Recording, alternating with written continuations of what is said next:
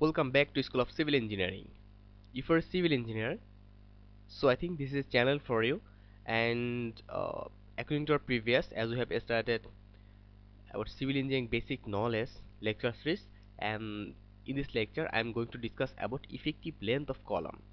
So when we'll design for cylinder or not, so how will find out that what is long column or what is short column. So for that we need to know about effective length of column, and it is very requirement for design a column, because without knowing the effective length of column, we can do the proper design of our column. So that's why we need to know, and in this video I'm going to discuss about that what is the how we'll find out the effective length of column for which condition. So I think we know that there have different types of column available in construction. So let's start, and if you new to this channel, you can watch our previous video.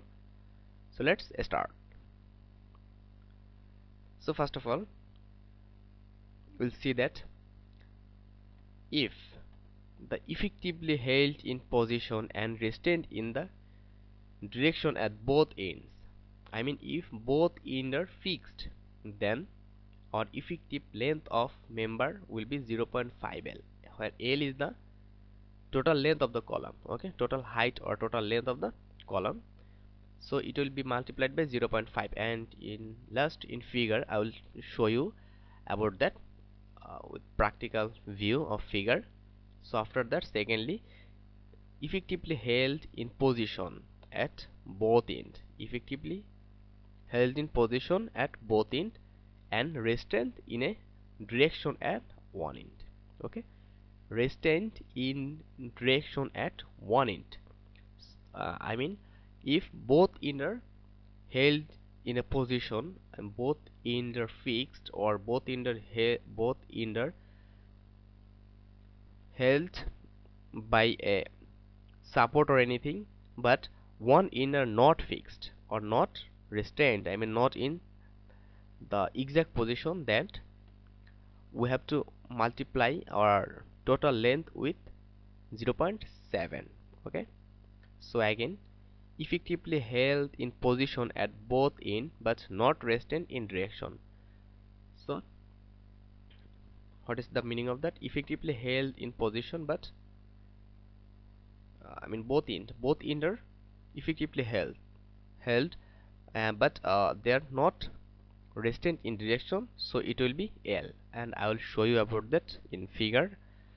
So, and again, effectively held in position and restrained in direction at one end, and at the other end effectively restrained in direction but not held in position, okay. So then its effective length will be L. Then effectively held in position and restrained in direction at one end, and at other end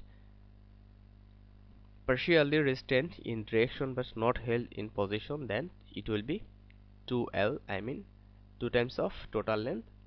And similarly, this is effectively held in position and restrained in direction at one end but not held in the position or restrained in direction at other end, then it will be also 2L, okay. The effective length will be 2L.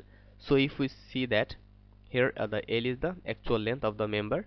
So if we see it in figure, so for first condition, that is our first condition, the theoretical value of K, so it will be if both ends are fixed, okay, both ends are fixed, both ends are fixed at a position, then we have to multiply by 0.5, but for recommended design value we should use 0.65. Then one end fixed, but another end is not fixed, but it's held in same position, then we have to multiply by 0.7, but for theoretical we'll use 0.8. and here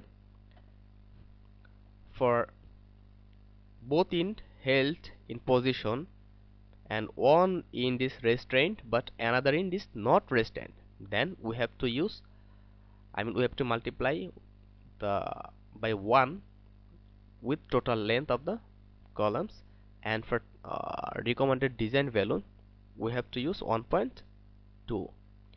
and if both ends are held in position but not restrained, okay, not restrained, then it will be multiplied by 1 for theoretical value or recommended design value also. And again, if we see here, if we use if we see the one end is held and another end is not held, and one end is restrained, another end is not, then we have to multiply it by 2. And for similar, if one end is restrained and another end is not, but the both end is not restrained here, so we have to multiply it by 2. After that, here is the some notation. So if we see here, so here it's showing the in condition. For in condition, this is showing fixed, this is showing rotation free and translation fixed. The rotation is free but the movement is not movement is not provided, or the translation is fixed, but for that rotation fixed and also the movement are also fixed. So this is the condition for find out effective length of a column. So I think in this way we can find out the effective length of column. And if I told you something, this is the column in every construction, RCC construction building are used in these types of column.